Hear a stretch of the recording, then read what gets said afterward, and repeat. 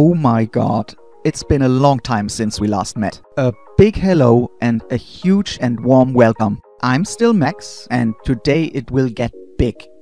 What shall I say? It will be giant. I've been asked by a lot of you if I could make a really big album. And well, here it is. With a size of 13¼ in square and more than 5 inches big, it's a really chunky one. And so is the corresponding tutorial. And so I thought it might be better to have it separated from this showcase. But you will find it as unlisted video, linked above here, at the end of this vid, and in the description box below. But let's start now, there's a lot to see. As you have already seen, it's a shabby chic album. And so I quilted the back of the spine and put some self-adhesive jewels on it. Nevertheless, the back is much simpler. The belts for the closure are made of simple cotton fabric embroidered with lace. The closures themselves are taken from waist belts from the dollar store. On the inside we find 2 pieces that have the look of pockets. In fact, they are flap combinations that are embellished with washi tape and other little things that I had in my stash.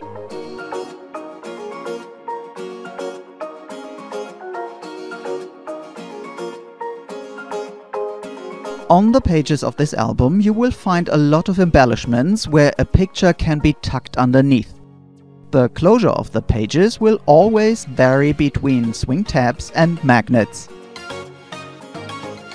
But here is the first big double page. The main eye-catcher here is the big photo frame where Fotomat slides in from above. The frame is handled like a flap and it is held on the next page with a magnet again. As always, all pieces are sewn with a zigzag stitch. Here's a little application of self-adhering jewels that are a very decent embellishment compared to the already very vivid design paper.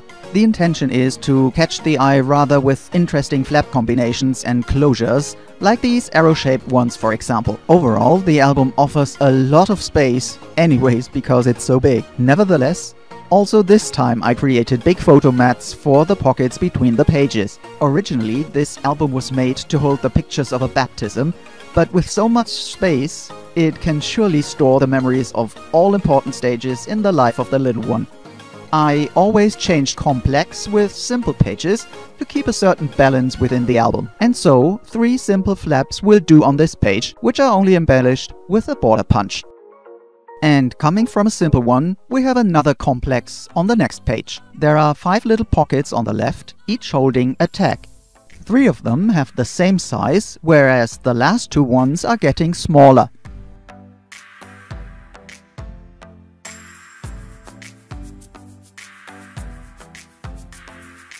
The patch pocket on the right is meant to hold single photos, and so I put simple photo mats in it.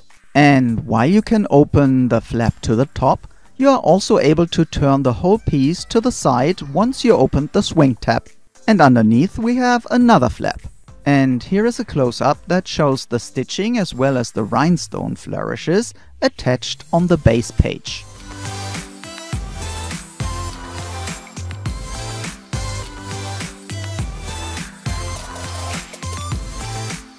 And of course we have another big photo mat in the side pocket built by the pages.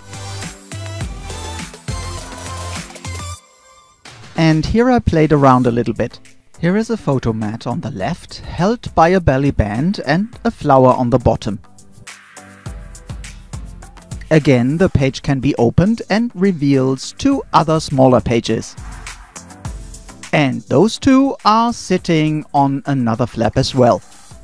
On the base page we have another embellishment where a picture can be tucked underneath. By this, the photos will be integrated into the page as if they would have been right there from the beginning. When opening the flap combination on the right, it reveals another photo mat in a small pocket.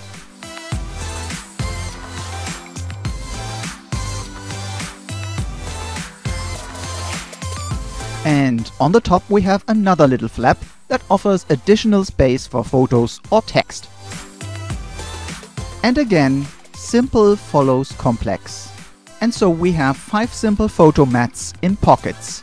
From top to bottom, they become smaller and smaller. The only embellishment here is a little bit of washi tape.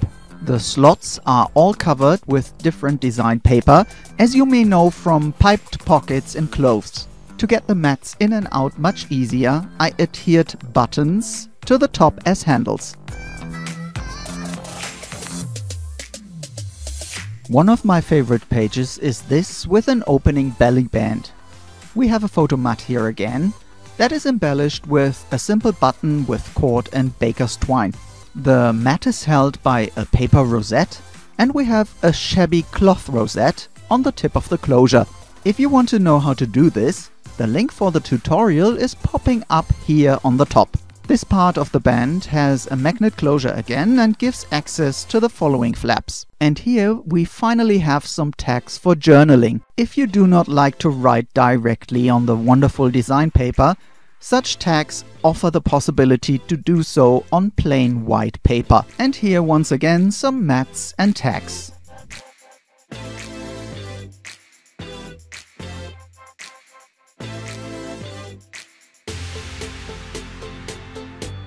Also on this page we have a simple combination of flaps. They pretend to be pockets where photos can be tucked behind the embellishments on the opening flap. I simply parked some more tags here for now. Now we see that these are bigger flaps that offer space for 1 or 2 photos again and reveal another belly band flap with another mat.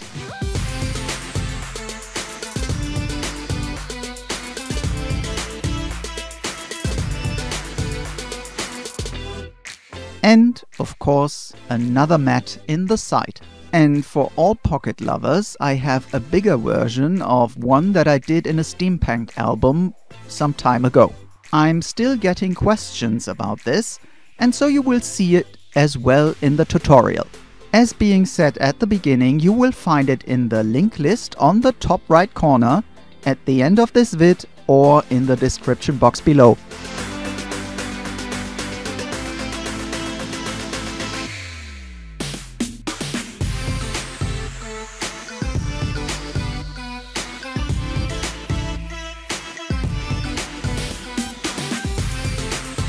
But now, look at this.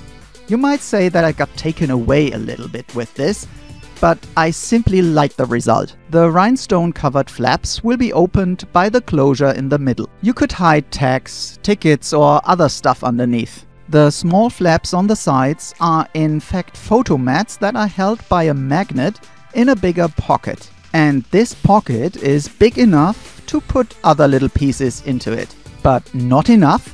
Also, this pocket can be flapped over by pulling the closure. And the same on the other side with the little flap on the top. The patch pocket here can also hold tags, tickets and smaller things so that the whole page is a real treasure trove.